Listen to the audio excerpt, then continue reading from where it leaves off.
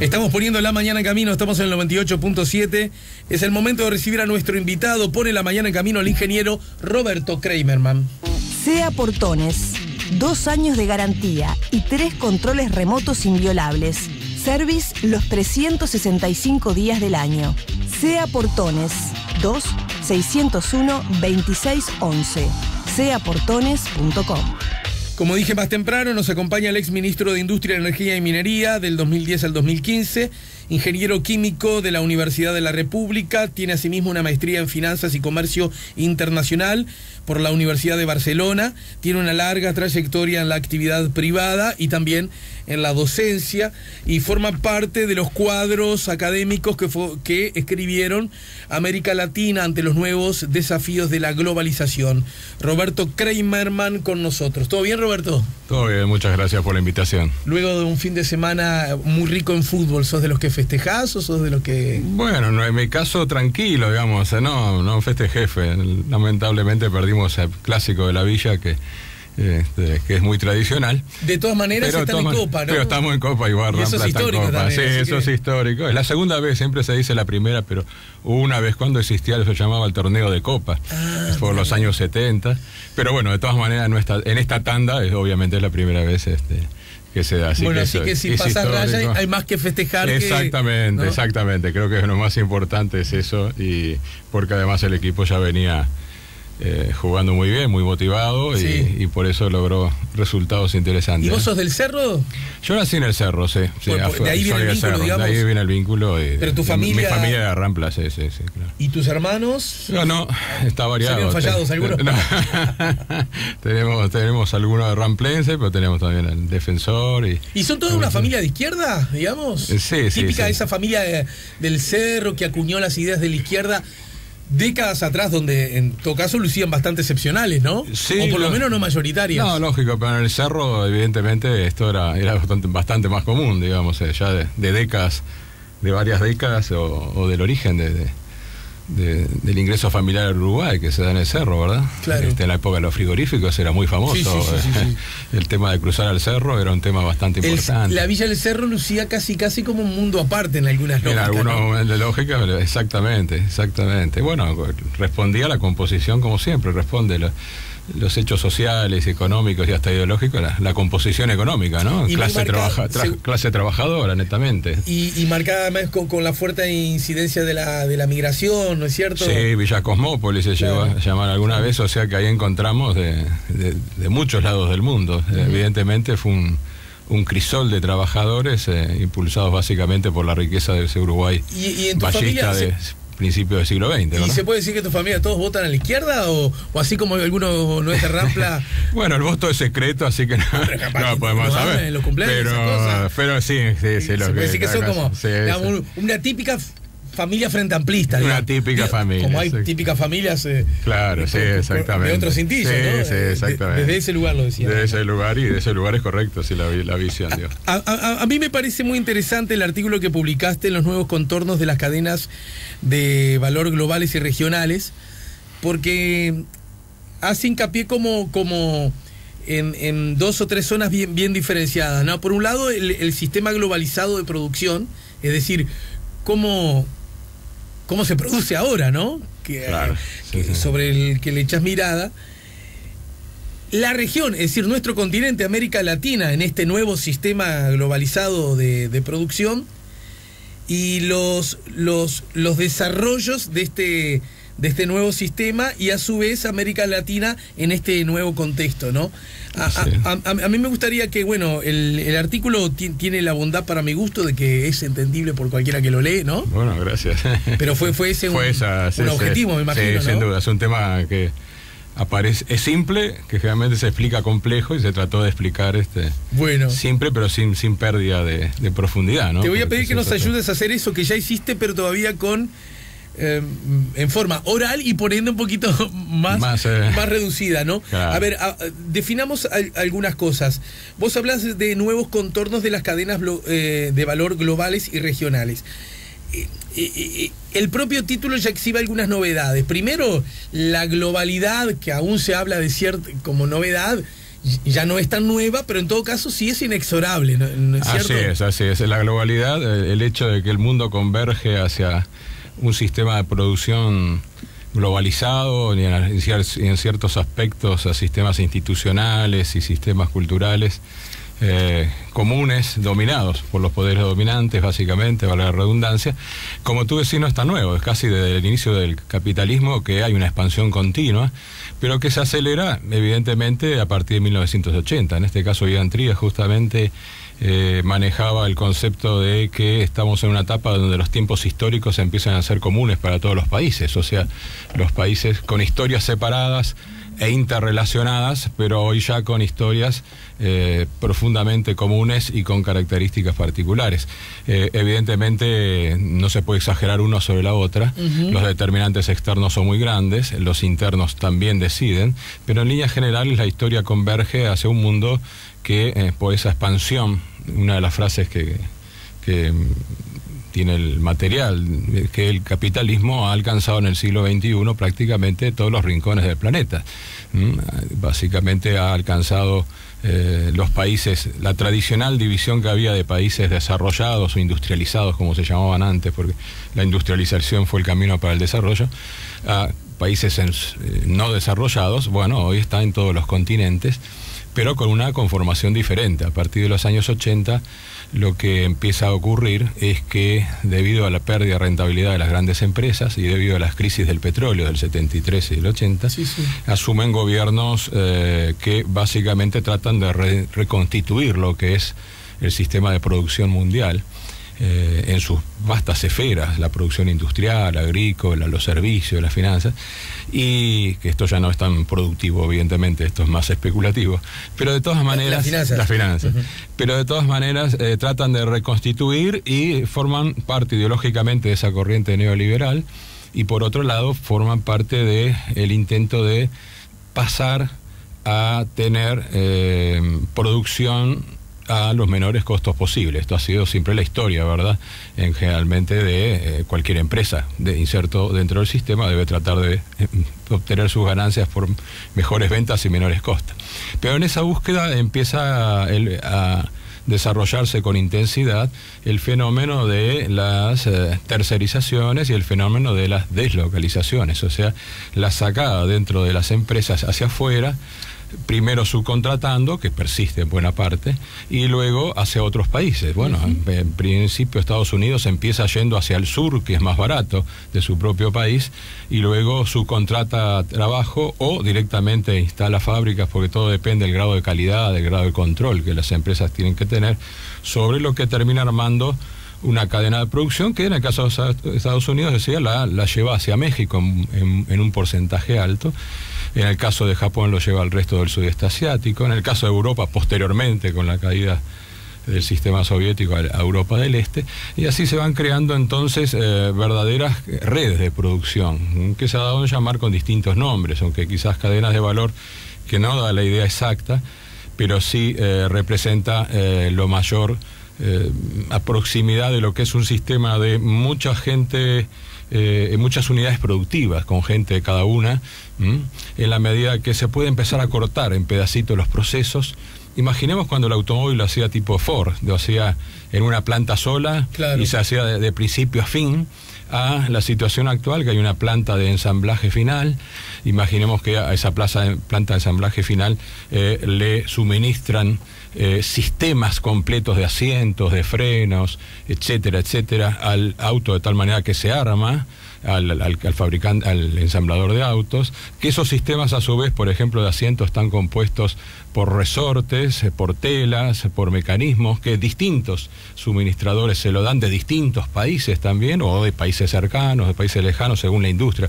En algunos casos los fletes influyen mucho, cuánto es regional y cuánto es internacional, pero entonces a su vez los proveedores de materia prima le dan lo necesario para producir esa tela, para producir ese resorte, y ya se ve la idea, ¿no?, del ensamblador final, que tiene un nombre en inglés, OEM, hacia atrás, el que le da los sistemas, el que le da los insumos para los sistemas, el que da las materias primas para los insumos. Se forma una verdadera cadena. Claro. Entonces esa cadena a su vez tiene como característica una expansión muy grande del transporte, pero también la posibilidad de que al separar los elementos crear servicios que se van separando de la producción, pero son servicios relacionados con los sistemas de producción. Y entonces ahí vamos adquiriendo servicios de ingeniería, servicios de diseño, hasta los servicios obviamente relacionados con las ventas, las posventas, todo esto con los servicios de diseño, que pueden estar dentro de las empresas cuando la calidad importa muchísimo y el flete influye muchísimo, o pueden estar subcontratándose, y ahí aparece el sudeste asiático y China, y un desplazamiento que va a dar lugar a una verdadera conformación que cambia. Lo que estamos hablando es la conformación de una nueva organización social de la producción, de la fábrica integral, que el neoliberalismo básicamente al desproteger la industria en muchos países rompe con esas fábricas integrales que supimos conocer, y la asunción de este nuevo sistema por parte fundamentalmente de las grandes empresas crea las cadenas de producción, lo ejemplificaba con los automóviles, pero se da en el 80% del sistema de producción industrial, y luego se trasladó a la agricultura, donde hay un sinnúmero de empresas trabajando sobre un mismo tema, arrancando desde la semilla, que antes no estaba afuera del propio productor y ahora sí está afuera, hasta la producción del alimento preparado final. Lo que tiene esta nueva división del trabajo en particular es que, bueno, aparte de cambiar el sistema de países en desarrollo a países subdesarrollados, aumentó el comercio mundial enormemente, porque antes era la venta de países hacia el mundo industrializado de materias primas y de productos industrializados hacia otros países, a veces industrializados y muchos en desarrollo, a una verdadera cadena de larga longitud que llega a decenas de proveedores, por ejemplo en los celulares, que es un caso muy estudiado, y que por lo tanto el comercio pasó a ser mucho de insumos, lo que se llama en buena parte un comercio intraindustrial, aparte del comercio entre diferentes industrias.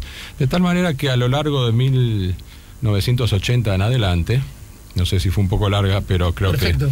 Que entonces se sucede primero la búsqueda de rentabilidad, externalización, tercerización y luego deslocalización, como se llama en español, a ir hacia otros países, a tal punto de que muchas de las que fueron industrias, por ejemplo en el lado de los deportivos, Reebok, Nike, hoy no tienen ni una sola industria. Lo que se encargan es, sí, del marketing, que es muy fuerte, y del diseño del calzado y la tecnología, ¿verdad? Pero entre medio hay una serie de productores, y los más importantes se empiezan a trasladar a Asia, donde evidentemente luego de haber pasado por las etapas que decía de más cercanía, empiezan a aprovecharse lo que es el potencial de mano de obra asiática. Y esa deslocalización, podríamos decir que termina en alguna medida provocando,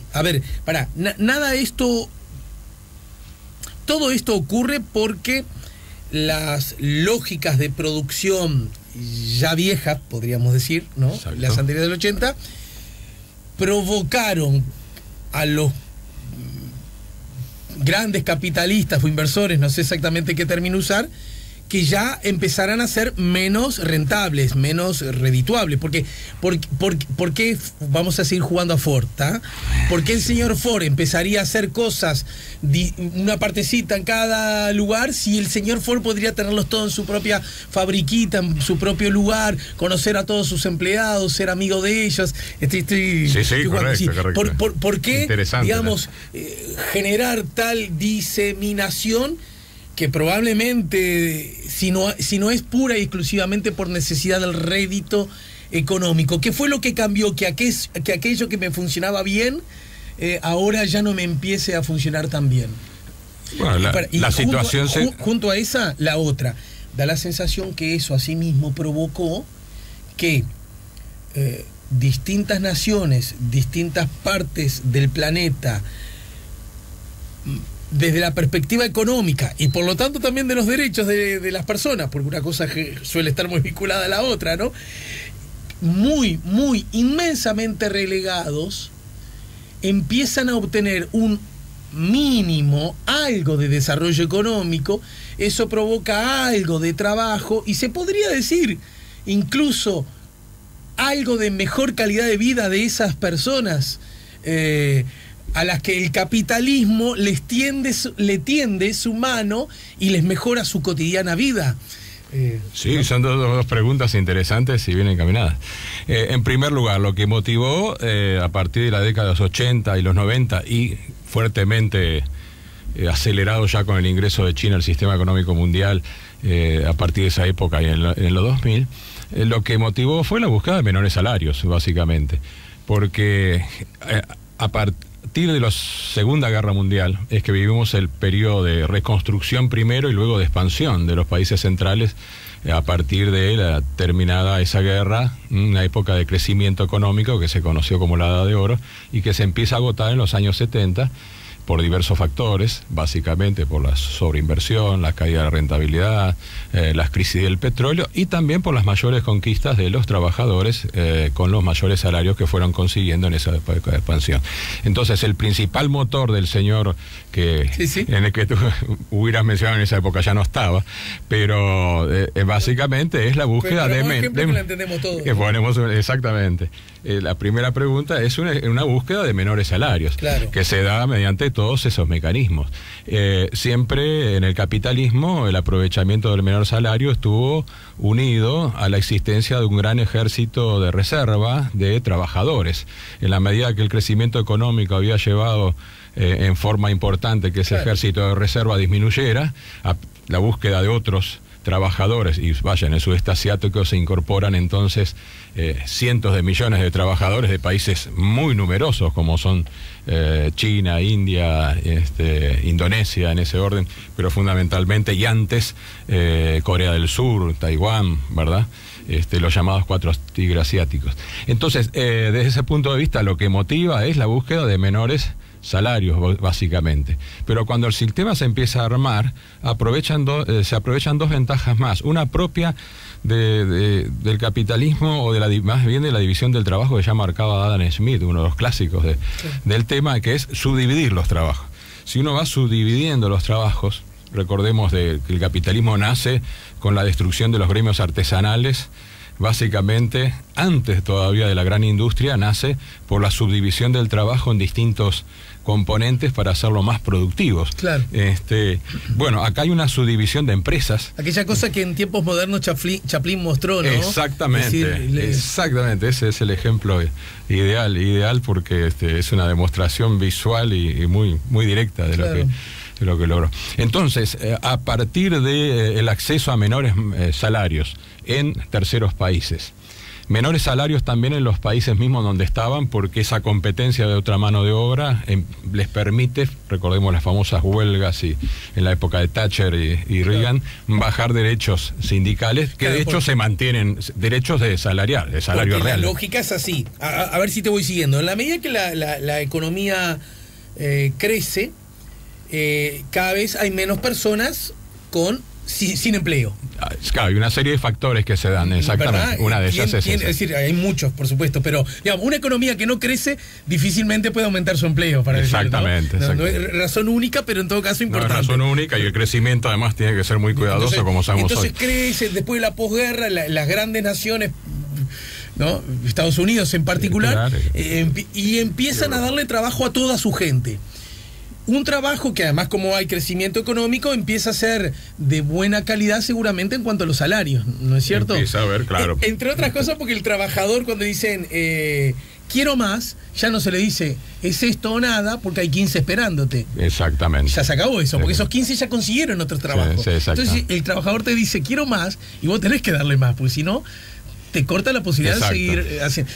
Entonces surge casi como para alivio de ese productor, estoy grosereando, un montón de asiáticos que además, como la están pasando mal, por poco laburo, me recontra laburan y cobran más barato. Entonces yo te empiezo a decir, opa, mirá que me te lo mando allá, mandalo.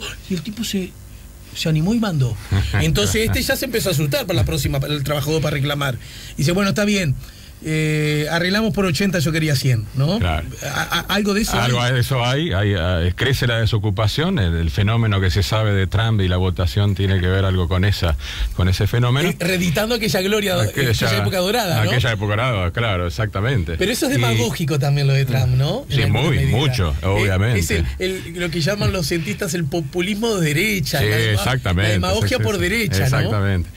Y el otro fenómeno que se da en una etapa que tú describías bien de crecimiento es que el empresario es racional, pero el sistema se torna irracional. Porque cada empresario, en la posibilidad de obtener ganancias y seguir creciendo, invierte adicionalmente, pero en un momento hay un exceso de inversión, digamos.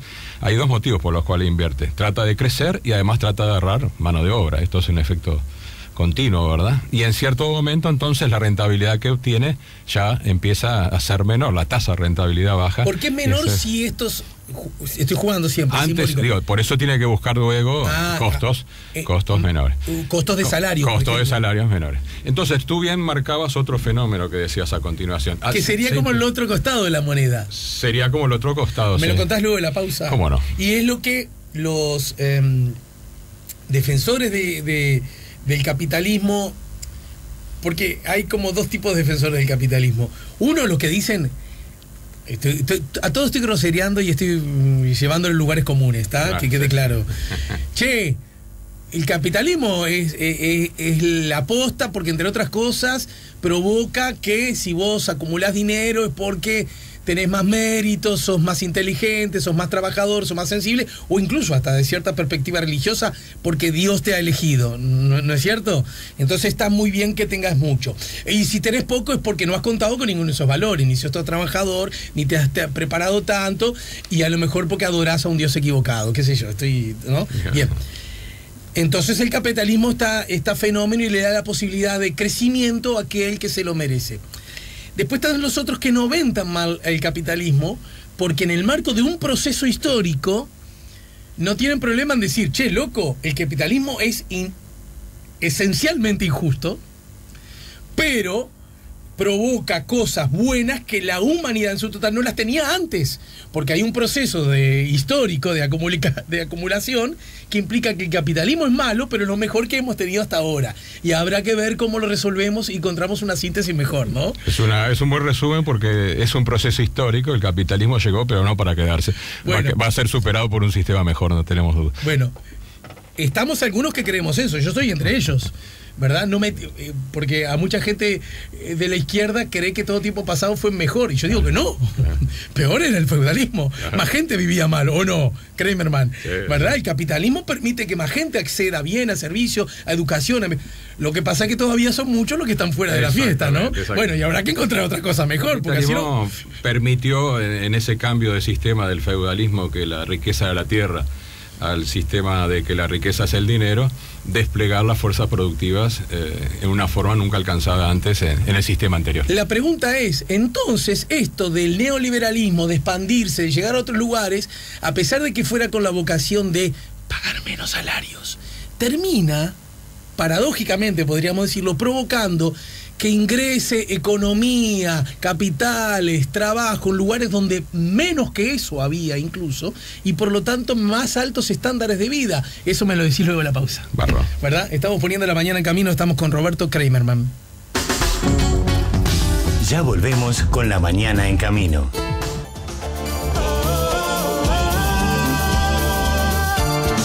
Estamos poniendo la mañana en camino, estamos conversando con Roberto Kramerman. ¿Cuántos años tenés, Roberto? 59. Ajá. ¿Y volvés a la política? Perdón. Volver a la política significa que estás fuera.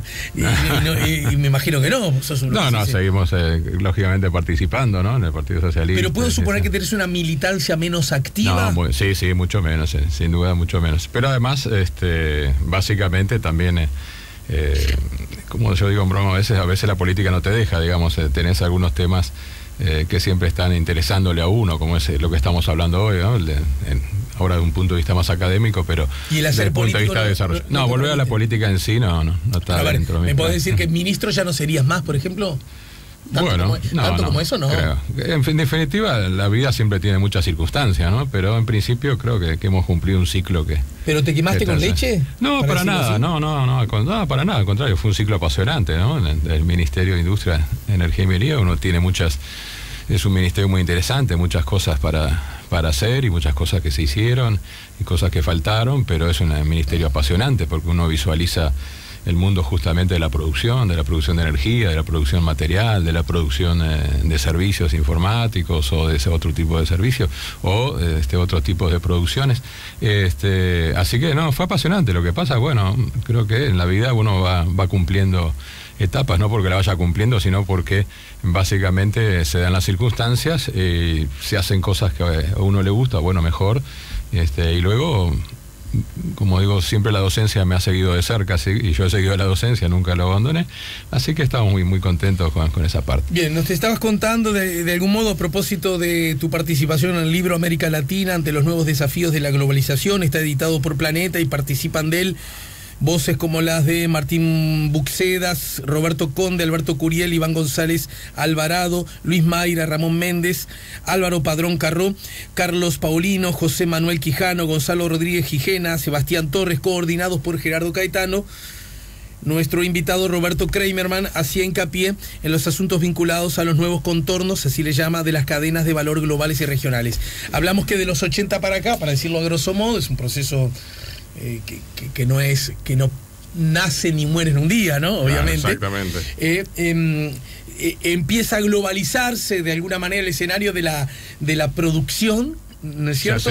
Se acelera mucho la globalización, exactamente. Y la globalización empieza a ser como nuestra compañera de ruta, ¿no? Exactamente. Y en ese contexto, yo te dejaba planteado ese gesto por el cual el inversor, no sé si el término es capitalista. Sí, lo que lideran el proceso son las empresas multinacionales, ¿verdad? Que son las que van hacia Asia.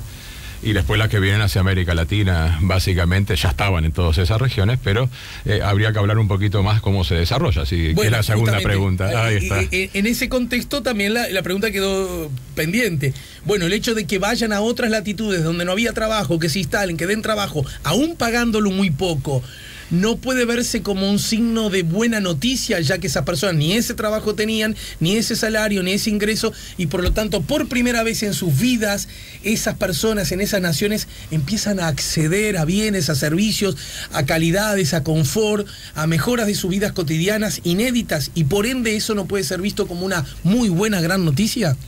Sí, en el punto de vista de que ahora hacemos un poco la descripción de lo que ocurre para entenderlo más en profundidad.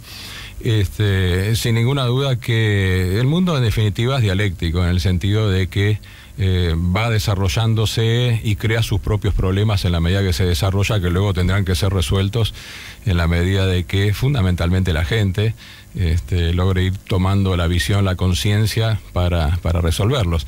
Y lógicamente ahora nos enfrentamos, luego de estos años, pero volvemos al desarrollo, a una serie de crisis bastante importantes, sociales, ecológicas y recientemente económicas, que el propio sistema capitalista engendra. Entonces tenemos una etapa en donde la búsqueda, las crisis de los años 80 llevan hacia la búsqueda de rentabilidad y donde hay un cambio además con la integración de China, antes decíamos de Corea y demás, a lo que es el sistema capitalista mundial, luego de la ex Unión Soviética, y con la integración de mucha gente, como tú bien marcabas, que estaba por fuera del sistema, y que de esa manera empieza a producir dentro del sistema, pero siempre dominado por las potencias centrales, ¿verdad? Por las potencias o las empresas multinacionales que tienen, en definitiva, el control de los mercados y que tienen además un desarrollo tecnológico más avanzado en esa etapa. El libro hace referencia al artículo de los nuevos contornos porque hoy estamos viviendo otra etapa, con un desafío de China muy grande a lo que son esos contornos de las cadenas de valor. Pero no nos saltimos pasos. Dale. El crecimiento entonces de la tercerización disminuye los derechos de los trabajadores en los países desarrollados y algunos países en desarrollo, disminuye los salarios reales, incrementa la cantidad de trabajo, a tal punto de que a veces la gente piensa que hay menos trabajos industriales en el mundo, y la realidad es que sí, estamos viviendo una época de automatización, robotización, empieza a sentirse esa parte, pero el avance tecnológico, de las tecnologías de la información, el avance científico y este desplazamiento en forma de cadenas de valor, que vamos a completar las cadenas, que no son solo el sudeste asiático, conlleva la entrada de millones de trabajadores al nuevo sistema de producción.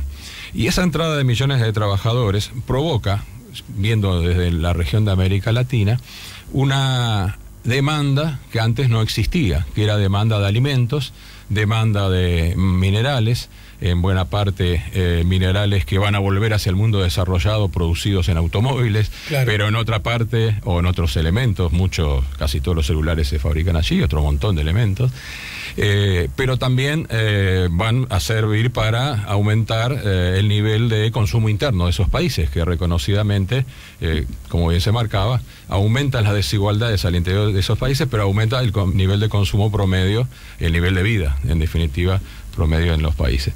En definitiva, entonces, se establece un esquema, básicamente, de 3 grandes centros industriales rodeando América del Norte, rodeando Europa con Europa del Este, y el más grande, el asiático, básicamente, con una multitud de países que se intercambian insumos de producción,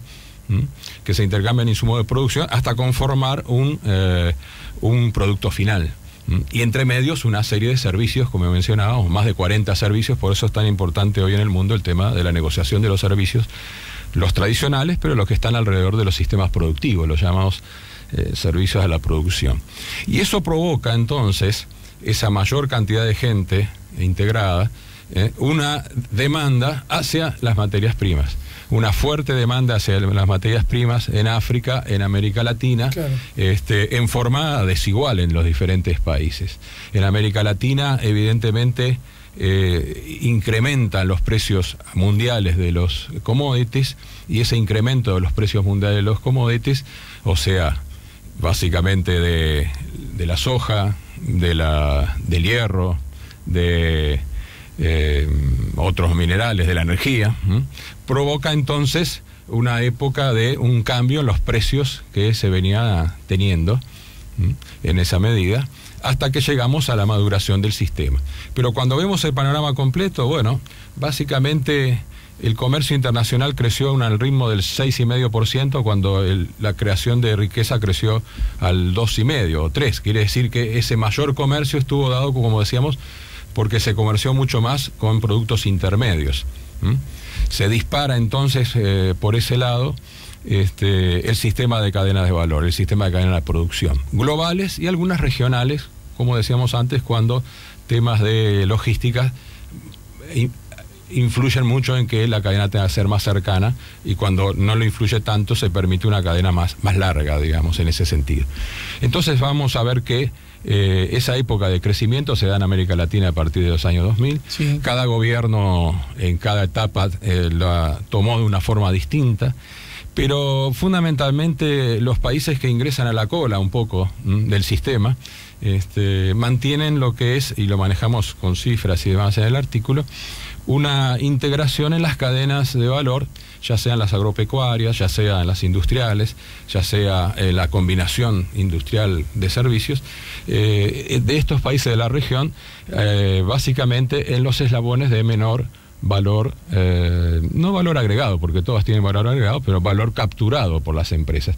Porque en este esquema que arranca desde la investigación, el desarrollo, el diseño, la producción, la multitud de servicios intermedios para poder producir, la logística, la venta, la distribución, las mayores rentabilidades en cualquiera de los casos que dije, agroindustriales, industriales, se va dando fundamentalmente las mayores ganancias, y se puede ver básicamente quiénes dominan esas ganancias en las etapas de investigación y desarrollo, de diseño, o en las etapas de control de los mercados finales.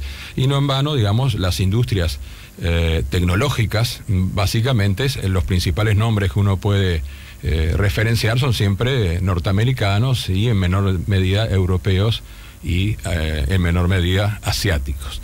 Pero entonces, en esa conformación, la estructura productiva de los países latinoamericanos se mantiene no solo incambiada, sino en cierta parte empeorada. Porque pero eso luce como una paradoja, ¿no? Es una paradoja que se da porque nuestra estructura económica, que básicamente tiene mucha antigüedad, cuando el país nació con prácticamente el cuero, la carne, luego la lana, ¿verdad? Se diversifica en algunos aspectos, por ejemplo en el aspecto agrícola, hay otras producciones, se diversifica en algunos aspectos, hay algunas industrias, pero básicamente América Latina en general, 75% de sus exportaciones son soja, minerales y energía. Y esa extracción de recursos naturales provoca, en el mundo lo está provocando con el cambio climático, con la acidificación de los océanos, ese exacerbado sistema de búsqueda de rentabilidad, bueno, provoca a nivel latinoamericano en los diferentes países problemas ecológicos muy serios. Por eso decía que a la contracara se va dando que los sistemas desarrollan sus fuerzas y en determinado momento empiezan a ser contrarios a los intereses futuros que va a tener la humanidad. Porque tenemos un tema ecológico profundo, tenemos un tema social en el mundo, permanecen... las cifras son dadas por Naciones Unidas o por ONG como Oxfam y eso, una desigualdad donde este grado de desarrollo ha favorecido la concentración de la riqueza en grado sumo. Básicamente tenemos que el 1% de la población mundial, el 1%, se apropia de más del 50% de la riqueza mundial. Entonces, o sea, más que el resto de la gente. Pero en el texto, entonces, haciendo referencia a toda esta evolución, empezamos a hablar de los nuevos contornos de la cadena de valor. Ahora, para un poquito, porque vos decís, desde el año 2000 la región ha mantenido, ya hablando específicamente de América Latina, ¿no? Sí, cómo no. Desde el año 2000 la región ha mantenido con mínimas variaciones una participación del 6% en las exportaciones mundiales de bienes.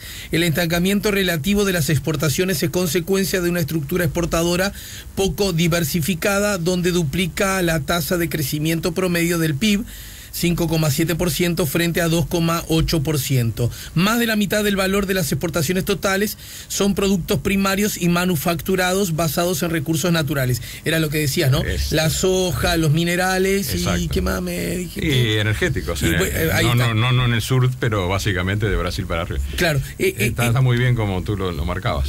Bueno, lo escribiste tú, ¿no? Sí. Esto implica entonces que, a ver, en sí mismo, igual América protagonizó del 2000 para acá un crecimiento económico. Así es. ¿Cuál sería, me pongo en peleador, pero ingeniero, cuál sería el problema? ¿Cuál sería la mala noticia? Porque si hay crecimiento, hay mejora de la economía. Y de hecho, buena parte del continente, creo que sin excepciones, ha mejorado sus índices incluso sociales. Más personas han salido de la pobreza, más personas han accedido. Me pones cara dusta. Sí, es decir, eso podría ser en sí mismo visto como una buena noticia, más allá de que esto ha provocado que menos concentren más. Porque alguien podría decir, y pará, Roberto, no jodas. Ponele que alguien antes la concentración de la riqueza estaba en menos manos, pero muchos más se morían de hambre, tenían una vida de porquería. Ahora, menos manos tienen más riqueza, pero el propio crecimiento económico provoca que aquellos que solo vivían en la mugre, en el barro, alejados de cualquier forma de alegría de vivir y de dignidad, ahora de a poquito han recuperado algunos o han conquistado algunos escalones por primera vez. ¿Eso no es suficiente buena noticia? Podría decir alguien. Efectivamente, veamos las cosas positivas y negativas, como tú marcas, y cuál es el balance. El crecimiento económico entonces se da con mucha fuerza. Luego de más de 100 años de caída de los precios de intercambio, los términos de intercambio. Términos de intercambio se llama la relación de precios en que tú vendes sobre los precios de las cosas que compras. Durante varios años tuvimos un cambio donde los precios fueron al revés. Crecieron mejor los precios de lo que tú vendes con los precios de las cosas que tú compras, que ahora volvió a cambiar. Entonces, de los puntos fuertes y muy buenos, evidentemente se da una época de crecimiento económico, se da una época de tasas que no se habían dado históricamente, Los países la aprovechan en forma distinta de América Latina. Acá en Uruguay se disminuye fuertemente la pobreza, se disminuye la marginalidad también en forma importante. Hay fuertes inversiones en el periodo, disminuye el desempleo, pero no cambia fundamentalmente en América Latina, a eso iba, lo que es la estructura económica. Y la estructura económica dependiente de pocos, aparecen, como decíamos, sí, algunos elementos nuevos, una diversificación del agro, en nuestro país las tecnologías de información, en otros países de América Latina también. Argentina y Brasil, a pesar de las discusiones sobre sus políticas económicas productivas, se integran mucho más, produciendo muchos más insumos tecnológicos que antes, pero en definitiva el continente permanece con una estructura económica fuertemente dependiente de los productos primarios. ¿Y qué ocurre con eso? Que son los productos que menos valor agregado tienen, que llegan a un tope en cierto momento con la cantidad de trabajo y fundamentalmente con los salarios, sí, pero que además más expuestos están a los cambios de valor, como los tuvieron en décadas pasadas, donde la pobreza estuvo en buena parte asociada a la caída fuerte del precio de los principales elementos primarios. Entonces, una estructura, el principal debe en ese sentido de la región, y el principal debe no de la región, sino de los sectores populares que promovieron cambios importantes y que tuvieron una ilusión bastante grande, y creo que la deben seguir teniendo, pero es en transformar la estructura económica del país. En ese sentido tiene que modificarse fuertemente la estructura económica para que haya una posibilidad de empleo estable a largo plazo, para que haya posibilidades de mayor crecimiento del valor agregado. Porque yo marcaba de que el valor agregado, el valor en definitiva capturado en las distintas etapas, tiene que ver con la aplicación en este momento de más ciencia o más calificación en los trabajadores y demás. Y el otro problema concomitante es que en las cifras de crecimiento, en definitiva, hay un tema que es cuántos de tus activos naturales tú conservas o no, digamos. Se ha dado caso países como Perú, con una violenta extracción minera, ¿verdad? Y muchos conflictos en ese sentido, o bueno, el problema que pueda traer la gran cantidad de soja que hoy producen los 4 países del Mercosur sobre el manejo de los suelos. Para todo esto, en ese sentido, son los problemas que la estructura económica, no yendo hacia una diversificación mayor, no yendo hacia los sectores donde se puede otorgar más trabajo con mejor calidad, América Latina tiene un problema importante. La etapa de crecimiento cierra hacia 2012. En Uruguay se continúa, sí, a diferencia de lo que pasa con Argentina y Brasil, porque en esa diferencia en que las empresas se han mudado, han formado las cadenas de producción, aparece una clara distinción entre los países.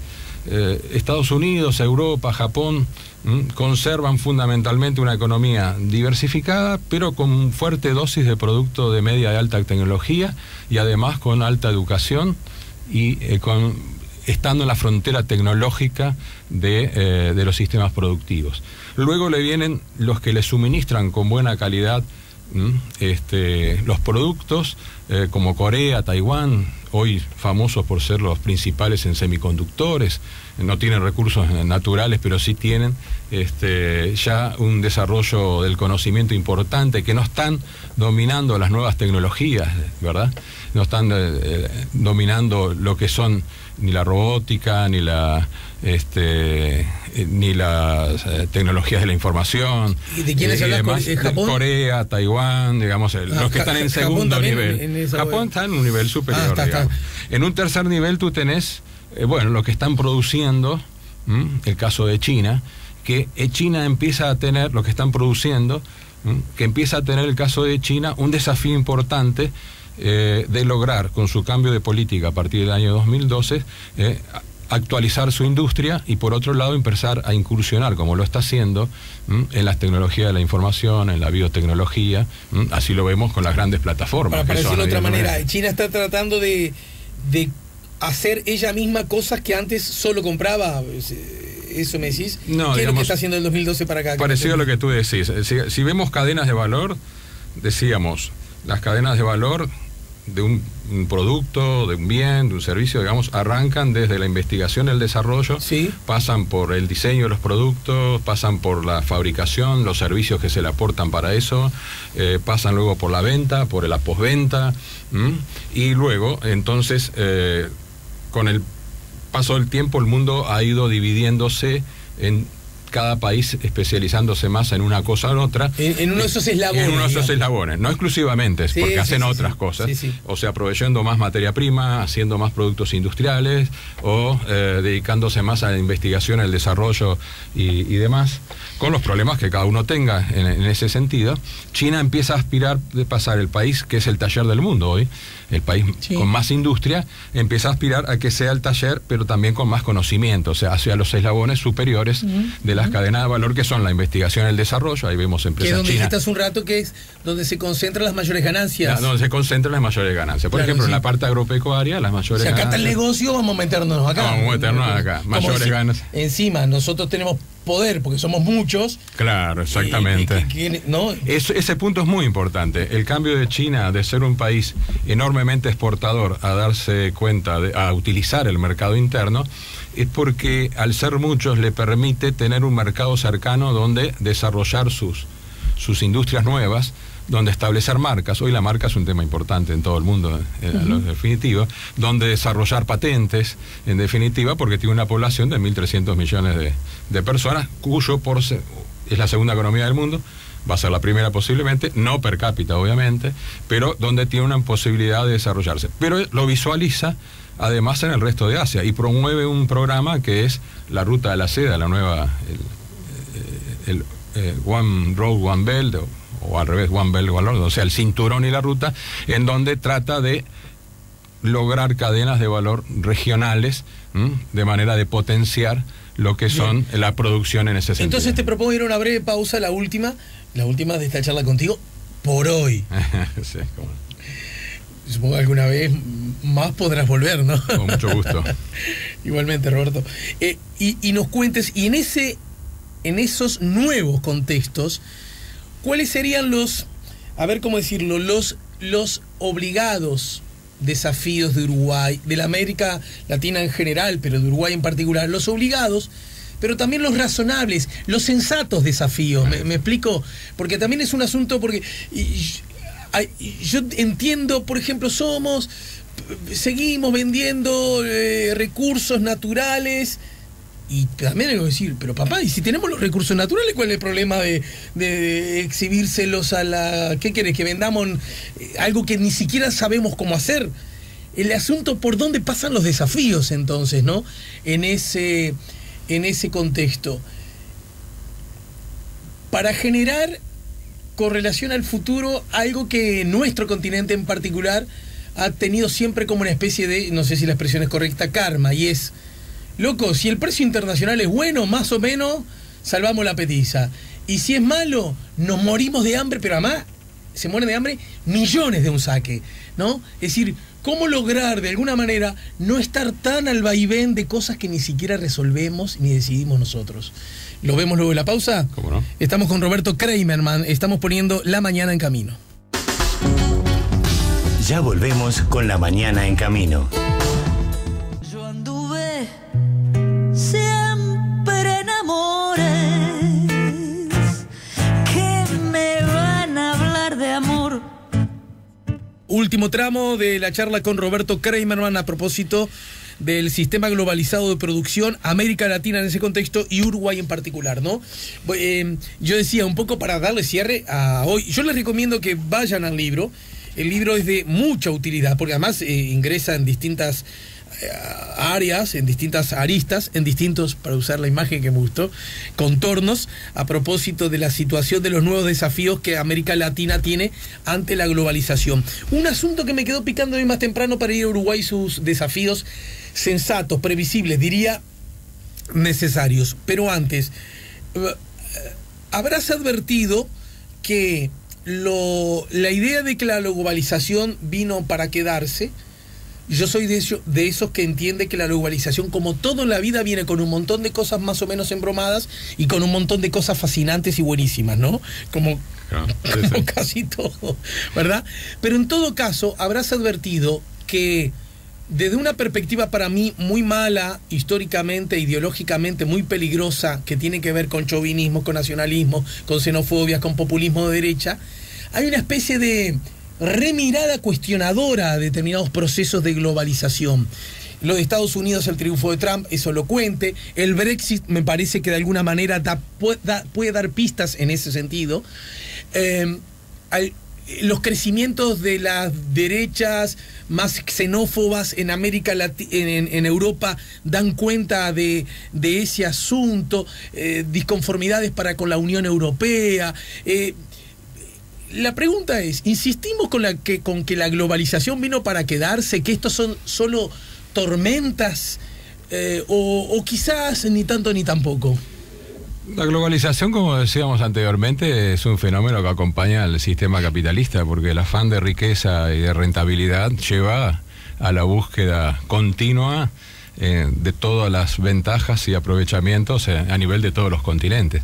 O sea que la globalización es algo que está anunciado de antes, pero la discusión es el sistema capitalista en sí, como decíamos antes, en definitiva hizo explotar la producción a través de esa búsqueda de la rentabilidad y se transforma luego en una verdadera amenaza problemática para la humanidad en los temas sociales y ecológicos.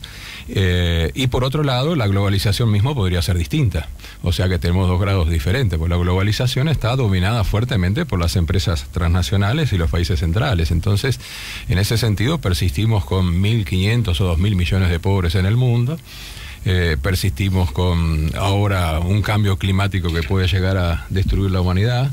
Persistimos con lo que es... Roberto, te sigo molestando. ¿Cuántos millones de pobres? 1.500 millones se manejaba de acuerdo a las cifras. 1.500 millones lo podemos ver, digamos, Sin embargo, en proporción con la población de la humanidad, ¿se puede decir que es el momento en que menos pobres tuvo la humanidad? Bueno, esa es una discusión que se viene dando bastante. Pues, estos libros recientes, Harari, por ejemplo, sobre el tema Homo Deus, y digamos que pone una visión muy tecnológica sobre el tema, indican claramente que no, la humanidad tuvo momentos de menor pobreza que el actual, pero obviamente en un mundo hoy que tiene un mayor desarrollo de niveles de vida, digamos, así que la pregunta no es mixta, y básicamente el mismo sistema puede ser superado para eliminar esa pobreza, porque bueno, la concentración en ese sentido, y no solo la concentración, el mismo sistema implica la continua recreación de un sistema de pobreza, que como decíamos, tú me preguntabas, ¿la globalización vino para quedarse? Sí, la globalización es una fuerza determinada que no tiene por qué ser esta globalización, y como está unida mucho básicamente en la mente y en la realidad de lo que está ocurriendo a un propio sistema que es un sistema histórico. Tú bien marcabas antes el sistema feudal. El sistema feudal duró con diferentes fases 1000 años. Sí. Y como el capitalismo tiene 200 o 300, según como se consideren. Si le sacas una foto y todavía se le ve joven. Todavía se le ve. No, pero como además tiene cierta cantidad de años, para muchas personas es el sistema que hay el único posible. Claro. Y antes del feudal, mucho más tiempo más estuvo el sistema esclavista. Claro. También en una forma simplificada de verlo. Y dentro del sistema capitalista vamos atravesando por distintas fases. La fase plenamente de la manufactura propia, porque el capitalismo no nace necesariamente con la gran industria. Nace cuando, como decíamos, los comerciantes de esa época, o algunos nobles incluso, algunos pocos, porque eso, digamos, vino la Revolución Francesa y la Revolución Inglesa antes, cuando ellos, digamos, empiezan a pagarle a los trabajadores en el campo para que hagan trabajos industriales pequeños y empiecen a producir cosas y venderla en vez de traerla de otro lado, el capitalismo empieza con manufactura, pero luego sí la Revolución Industrial lo transforma en la necesidad de unirlos en plantas industriales, aprovechar la fuerza de la máquina de vapor, que no se puede en una casa aislada, sino en muchas a la vez. Bueno, y ahora estamos en otra fase en ese sentido. Revolución industrial fue esa, en verdad. Estamos en una fase en donde la dominación básicamente de un mundo que tiende a globalizarse, pero bajo las reglas que se pretenden, es un mundo que se torna peligroso, ¿verdad? Es un mundo complicado. Ahora, yendo entonces al tema de, y como decíamos, y corresponde más a una fase histórica cuando uno lo ve en perspectiva, que cambiará con el tiempo en la medida de que el sistema empieza a ser regresivo y no progresivo como cuando supera al sistema feudal, ¿verdad? En ese sentido, América Latina está de furgón de cola, relativamente. Mejoró mucho en estos años, como bien se marcaba. ¿Más que África, por ejemplo? No, más que África no, digamos, estamos evidentemente que en África la situación, por el hecho de ser, como alguien decía, países tan ricos y tan pobres, tan ricos en minerales, muy fuertemente ricos en minerales, y tan pobres, no podemos desconocer que varias de las guerras que aún persisten en Asia están asociados a las nuevas tecnologías, por ejemplo, ¿no? A ciertos metales raros o ciertas aleaciones que hay que hacer para poder tener celulares y demás. O sea que el mundo tiene dos caras, como tú planteabas en ese sentido. Entonces, América Latina tiene que cambiar su estructura económica. Estructura económica que ha estado muy determinada por cuál es su inserción internacional. Por eso el libro plantea, y bien lo decía Caetano, que fue que nos pidió y trabajamos en este libro, que tiene mucha información, muchos análisis, sonó tu muchos teléfono enfoques. Y te dijo, Roberto, te dijo un día, Gerardo, Roberto, claro. ¿Eso fue así? No, fue una reunión, convocó una reunión y en la reunión pusimos de acuerdo más o menos en la temática, pero hay puntos de vista diferentes, no diría que opuestos, algunos complementarios, y hay matices en cómo se visualizan las cosas, pero en definitiva hay una misma mirada sobre que tenemos que hacer algo frente a la globalización, la pregunta que tú me hacías, frente al tema, frente al cambio también de ciclo. Termino con el tema de los contornos brevemente para poder decir América Latina, porque a partir del año 2012 se da una consolidación de que casi toda la producción global mundial está organizada mediante cadenas de producción. Entonces, esa organización mediante cadenas de producción fue, como decía al principio, fue posible porque se rompieron las industrias locales, desaparecieron las pocas que tenía Uruguay importantes y grandes, pero Campomar, parecían o otras, y porque mediante la inversión extranjera se rearmaron, porque ¿cómo se arma una cadena de valor? Con inversión. Puede hacerla el local para venderle a la gran compañía, o puede la propia gran compañía, según cómo sea su proceso tecnológico, preferiblemente invertir ella, así que tenemos dos sistemas y una cantidad de sistemas intermedios que lo ha sido posible gracias a lo que se llamó el toyotismo, el cambio del fordismo al toyotismo, que permite, mediante calidad, mediante sistemas de entrega rápida, el justo a tiempo y todo lo demás, el lean manufacturing, permite entonces una nueva conformación de los sistemas productivos. En esa visión, que cambia, solo en 3 palabras, puedo ir al otro, cambia que a partir de los últimos años, China empieza a cambiar su estrategia hacia una visión con sus programas Hecho en China 2025 y su programa de la Ruta de la Seda, a ir hacia un desarrollo de eslabones industriales y de servicios mucho más potentes y de mayor valor agregado para mejorar la calidad de vida de su producción, de su población, o para tener más presencia mundial, como se quiera ver en ese sentido. El hecho innegable también de que Alemania y Europa, con serios problemas, como conocemos, de la Unión Europea, hace su plan Alemania Industria 4.0 en el 2013. Ya Obama en Estados Unidos había comenzado con lo que se llamó el renacimiento en fabricación, en manufactura, pero Trump viene con una nueva línea que básicamente tiene continuidad con la anterior, pero quiebra en el sentido de decir, bueno, yo tengo el poder, voy a ejercerlo para conformar esa globalización, ahora desafiada por otros países como China, para conformar esa globalización de acuerdo a mi ventaja, reconociendo que además el Pacífico básicamente es la zona principal de desarrollo de disputas económicas y geopolíticas en ese sentido. ¿Y América Latina qué? Entonces, en ese sentido, América Latina no está en eso porque no disputa, porque evidentemente está como sirviendo en definitiva a otras regiones, como ha sido su tradición, pero que ahora con cambios en ese sentido. ¿Cuáles son los puntos entonces que ese desarrollo nos va a llevar? Lo primero, el reconocimiento de cualquiera de los que hoy son potencia, y no es que uno quiera que América Latina y Uruguay en particular sean potencias, pero que se han desarrollado más, ha sido a través de una industrialización fuerte.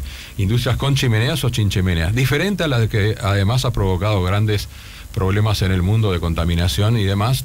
Evidentemente es necesario que el mundo cambie enteramente. En el tema energético lo vimos claro, digamos, hacia esas energías renovables y menos contaminantes, pero también, evidentemente, en la industria y en todos los otros sistemas, como en los sistemas extractivos, ¿no? Pero, en segundo lugar, es necesario tener cierto grado de autonomía en la región para conformar sus propias políticas. Las políticas de investigación y desarrollo, uno de los temas claves que tú me decías, hoy están invirtiendo fuertemente en las zonas de las cadenas de producción o la cadena de valor, como mencionaba, que son las que propulsan el conocimiento, el empleo calificado y demás. La investigación y el desarrollo, la educación sin ninguna duda. La integración regional, que es un tema largamente postergado, pero que es un tema dentro de lo posible, a pesar de lo que uno pueda parecer. Ya no hablamos obviamente de integración visualizada políticamente, sino integración visualizada de complementariedad, porque solo puede haber complementariedad entre los países cuando básicamente tienen una estructura económica diversificada, que unos con otros pueden venderse y no tener la misma estructura económica. Si todos vendemos soja, este es un problema que vamos a complemento. Que vamos a complemento. Pero países, el caso europeo es un ejemplo en ese sentido, de que podés estar fabricando un producto de una cierta automóvil, electrónico, textil o lo que sea, en un país y estar fabricando el complemento en otro país perfectamente. Comercio industrial que decimos. El desarrollo sí de mayor valor agregado sobre nuestros recursos naturales, un punto que tú marcabas. Obviamente que somos una región con importantes ventajas desde el punto de vista de recursos naturales. Sí. Hacia el sur, básicamente, agua y suelos; hacia el norte de América Latina, básicamente petróleo y minerales, pero en muchos países conviviendo las dos cosas, como Brasil, que es un emporio, básicamente en ese tema. Entonces, crecientemente, sin embargo, el valor agregado, o por lo menos lo que es las inversiones, se han dirigido desde el punto de vista del extranjero a apropiarse de esa industria, agroindustria. ¿La planta de celulosa aplica en ese comentario? Bueno, la planta de celulosa es un eslabón agroindustrial que básicamente nos pone un pasito más en la cadena de valor, pero que no nos pone, obviamente. O sea que es interesante. A ver si te sigo. Es todavía demasiado pasito. Es demasiado pasito, sí, básicamente. Pero porque, claro, no entro a discutir la planta, sino la visión general, digamos. Entendí. Pero convengamos, para ver la película del arranque, los rolos solo de árbol, de la madera, parece ser poco. Claro. El chipeo pareció ser un pasito. Claro. La producción de la pasta de celulosa parece ser otro pasito, ¿no? Otro pasito, claro. Hacia atrás, los pasitos grandes, sin embargo, están mucho... Pero los pasitos grandes todavía están lejos. Están lejos de estos países. Pero también por la misma lógica. Estos países que han tratado de hacer algunas cosas, pero que están. Ahora, se va pasito a pasito, sí, esa es la pregunta, pero no en este caso. Básicamente de América Latina, lo que le estamos teniendo es, si la región no se complementa más, punto uno, si la región no invierte más en investigación y desarrollo, si la inversión no invierte más en la calificación de sus trabajadores, no invierte más en su educación, y acá no quiero ser reduccionista, educación para la producción es solo una parte del tema, porque la educación que se necesita en todos los países del mundo es educación para pensar, para analizar, para adaptarse, ya sea a las nuevas tecnologías, pero también para ser un pueblo más consciente y poder decidir mejor su propio destino. Entonces, en cuarto lugar, un plan industrial. Lo que se necesita en América Latina es una conciencia industrializadora y un plan de dónde estamos hacia dónde vamos. O sea que la primera cosa, una de las cosas que habría que hacer, Roberto, a ver si te sigo bien, es cambiar el chip de hablar de plan industrial y ponerlo Plan como productivo. sinónimo de proteccionismo, ¿verdad? Que a veces No, para nada, para pero nada. de ningún lado dice, entonces vos lo que querés es cambiar cerrar la economía, de ninguna manera. No, por ejemplo, uno de los países que Tenemos 20 segundos. Bueno, hay políticas industriales, por ejemplo, Estados Unidos, que dice que no tiene política industrial a veces, según algunos dicen. Es el país que más política industrial ha tenido, quizás ahora China, pero más política industrial ha tenido a través de la compra pública. La compra pública desarrolla o hace desarrollar sus empresas. Y si se dice esos son los países grandes, bueno, vamos, los países chicos también, Finlandia, Singapur o otro país europeo o otros países incluso fuera de Europa, claramente. O sea que no pasa por el tamaño, pasa fundamentalmente sí por lograr una serie de temas que son un sistema. Ahora, un cambio en la estructura económica sola, bueno, no alcanza, porque si básicamente eso es un tema técnico y no técnico-político como debe ser, la apropiación de la riqueza quedan de nuevo en pocas manos. Ahora, un cambio que no nos lleva a una complementación es necesario, pero no nos alcanza. La educación por sí sola es importante, es fundamental, pero sin cambio en la producción no nos alcanza, ¿verdad? Para terminar, recién hablaste del concepto de autonomía-región, o sea, Uruguay, ¿en qué medida estaría con posibilidades de desarrollar su autonomía? ¿Esto implica una reversión autonomía del Mercosur, por ejemplo, que es una cosa sobre la cual se habla tanto? Soy medio malo porque te pregunto algo que me lo deberás contestar en 7 segundos. ¿Cómo no? No implica una reversión del Mercosur, al contrario, el Mercosur hay que seguirlo desarrollando.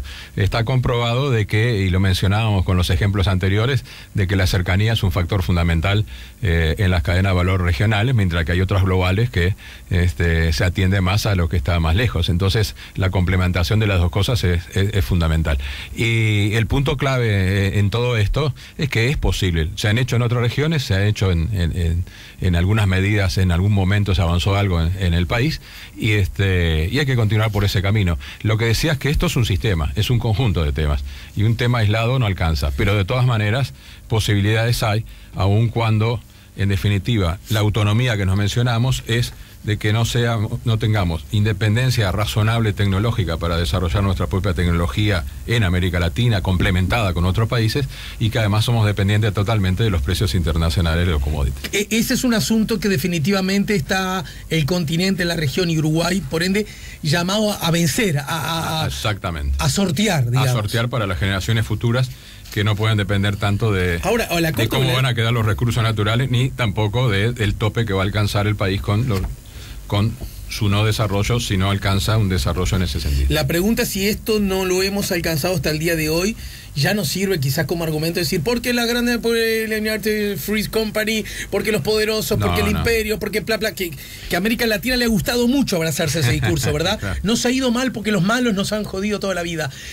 Quizás es hora de que sin subestimar aquello, sin suministrar la época de la colonia, nos preguntemos, bueno, quizás el continente por sí y ante sí puede hacer cosas, ¿no? Solo el continente puede terminar haciendo las cosas. Eso estoy de acuerdo. Gracias, Roberto Kramerman, por el tiempo, y como tu artículo ha provocado más preguntas que respuestas, estarás más temprano que tarde. Muchas gracias por la invitación. Recuerden, se trata del libro América Latina ante los desafíos de la globalización, coordinado por Gerardo Caetano. En particular con Kramerman hablamos sobre los nuevos contornos de las cadenas de valores globales y regionales, haciendo especial hincapié en América Latina. SEA Portones, 2 años de garantía y 3 controles remotos inviolables. Service los 365 días del año. SEA Portones, 2-601-2611. seaportones.com.